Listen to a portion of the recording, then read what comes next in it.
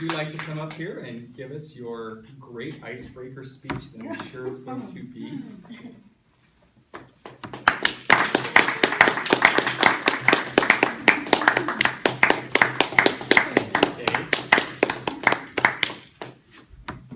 Shall we take a poll on how Gary did this morning?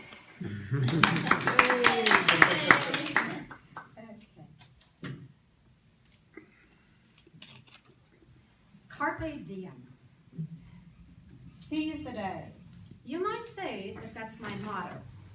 I don't live in the past, so this assignment was quite interesting. I had to dredge up some old memories, mull them over, and decide which ones were appropriate for this speech. Well, I decided to do some name dropping. Does Hollywood ring a bell? I was born in Hollywood, in the Griffith Park maternity home. Maybe that has something to do with the fact that I loved drama in high school, and I decided to major in it in college. Does Beverly Hills ring a bell? I went to a private school in Beverly Hills called Berkeley Hall School. Does Learjet ring a bell? I graduated with the son and the daughter of Bill and Moya Lear, and she and I have something more in common than just the fact that we graduated from the same school. We have interesting idiosyncrasies in our name. Now, I've explained my name before, but I'm going to do it again. My first name is Carolyn with a K. That's unusual. My middle name is just the letter K, and that's highly unusual. And my last name is Kais. So my initials were KKK. Now, Bill and Moya Lear were influenced by Moya's father, who was a prominent comedian at the time, to name their daughter Shanda Crystal Lear. True. So Chandelier and I have always shared notable names. Does United Airlines ring a bell? While I was in college, I was a member of an organization whose sponsor was pilot for United Airlines. Now, when I went to college, believe me, you began and you finished in 4 years. There was no interruptions. However, one afternoon in talking with Mr. Tigerman, who was the pilot for United, he said, you know, Kay, go down and visit with my friend at LAX. He's a recruiter for United Airlines stewardesses. I said, okay. So on a whim, I went.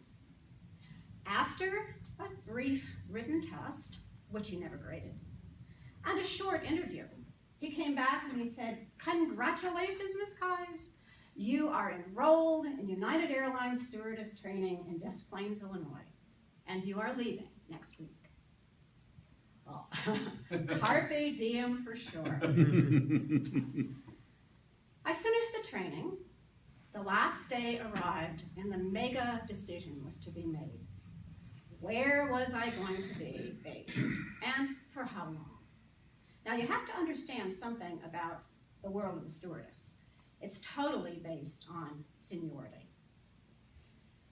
One of the major things that happens is when you bid for a base, it goes the senior girls first, the oldest, down to the youngest. And you guessed it, I was one of the youngest girls. Another major concern with me was everything west of the Mississippi was very senior. Los Angeles, where was my home, San Francisco, and Denver. So forget about it if you wanted to be anywhere in the West. I called my mom on the phone and I said, Mom, don't expect to see me west of Chicago. The girls gathered for the bidding. The cities were announced: New York, Washington, D.C., and of course, Chicago. But oh my gosh, Denver was on the list. And so was San Francisco. Oh, my heart raced, and I said, get a grip, Kay. You're at the bottom of the list. It's a windy city for sure. So I listened to the bids, and it came down to my turn, and lo and behold, San Francisco was still available, and I grabbed it. But, don't cheer yet. For such an important decision, you have to have a second round, and that's what we had to do. Some girl could make a change. The bidding started, and this was the final round. I listened, and I couldn't believe it. Doesn't everybody want to live in a city by the bay? After all, you've got the Fisherman's Wharf, you've got cable cars, you've got the Golden Gate Bridge, and my gosh, you've got Alcatraz. Doesn't everybody leave his heart in San Francisco? Well, I guess not. In 2 hours, I was on a United Airlines nonstop flight. You guessed it, San Francisco. How long did I spend on this Carpe Diem detour, you ask? 6 days. Excuse me, and 6 months. So, you say, how could you only spend 6 months at something that you worked so hard at? Well, I was pretty smart. I bid the vacation schedules of senior girls.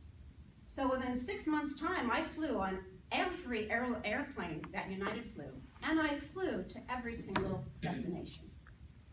I'd done it all. So, what next?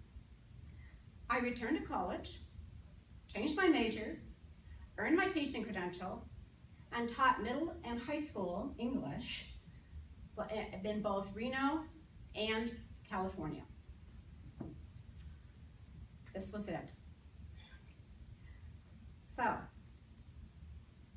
I hope that this Carpe Diem reprise has given you some idea, and it's been an icebreaker so that you understand more about KKK.